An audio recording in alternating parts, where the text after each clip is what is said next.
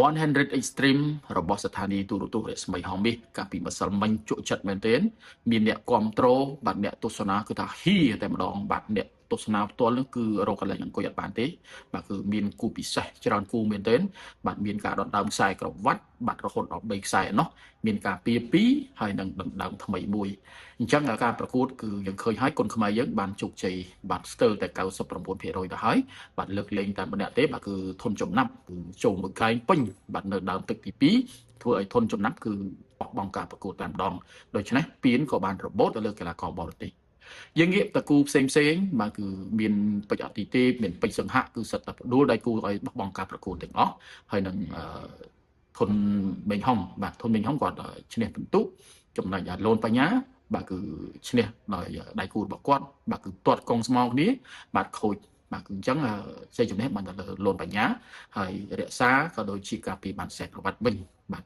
យើងងាកទៅមើលពេជ្រសម្បត្តិវិញម្ដងបាទគឺជាកីឡាករដែលបងប្អូនយើងតឹងរង់ចាំទស្សនាមែនទែនប៉ុន្តែអ្វីដែលយើងបានឃើញបានមើលការប្រកួតរបស់ពេជ្រសម្បត្តិក៏ធ្វើល្អដែរបាទគឺបានត្រឹមតែមួយទឹកតែប៉ុណ្ណោះដៃគូគេក៏បោះបង់ការប្រកួតដោយសារតែកណ្ដាប់ដៃរបស់ពេជ្រសម្បត្តិបាទវាចូលធុងទឹកបាទធ្វើឲ្យកីឡាករចិនដែលបងប្អូនយើងបានឃើញ promoter ក៏ដូចជាបានឃើញposter ជាច្រើនមុនការប្រកួតមកដល់គឺថាដៃគូគេនឹងបាទគឺមិនអោយពេជ្រសម្បត្តិនោះគឺស៊ីគេដោយស្រួលឬក៏គេនឹងអាចផ្ដួលពេជ្រសម្បត្តិប៉ុន្តែយើងបានមើលការប្រកួតជាក់ស្ដែងគឺឃើញថាកីឡាកររូបនេះបាទដោយសារតែពេជ្រសម្បត្តិបាទវាចំចំណុចដែលឈឺហើយនឹងចុកខ្លាំងនោះមិនអាចតតាំងពេជ្រសម្បត្តិឬក៏ដណ្ដើមខ្សែក្រវ៉ាត់បានពីពេជ្រសម្បត្តិនោះទេប៉ុន្តែការផ្ដួលនេះហាក់ដូចជាមានគេហៅថាស្រួលពេកឬក៏លឿនពេកងាយពេកបាទធ្វើឲ្យមានការរិះគន់ពីសំណាក់ fan ពីសំណាក់ admin ខ្លះគាត់បានបង្អាប់ទៅលើអ្នករៀបចំកម្មវិធី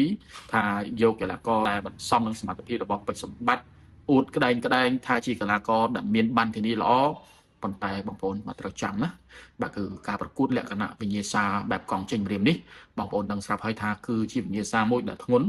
បាទបើសិនជាកីឡាករដែលល្អដៃបាទជាក់ស្ដែងដោយពេជ្រសម្បត្តិជាដើមបាទបងប្អូនដឹងទេថាកណ្ដាប់ដៃរបស់ពេជ្រសម្បត្តិនេះគឺធ្ងន់ហើយគេក៏បានផ្ដួលកីឡាករល្អៗជាច្រើនរូបមកហើយបាទដោយសារតែកណ្ដាប់ដៃនេះ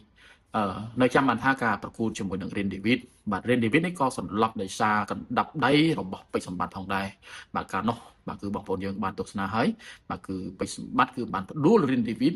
ដោយសារកណ្ដាប់ដៃដូចគ្នាអញ្ចឹងកង់ចេញរៀមនេះគឺធ្ងន់ណាស់បាទគឺមិនមែនដោយសារតែដៃគូរបស់ពេជ្រសម្បត្តិកីឡាករចិនរូបនេះខ្សោយឬអន់ទេបងប្អូនបាទដោយសារតែខាងកណ្ដាប់ដៃរបស់គុនខ្មែរយើងពេជ្រសម្បត្តិនេះគាត់ល្អគាត់ធ្ងន់អញ្ចឹង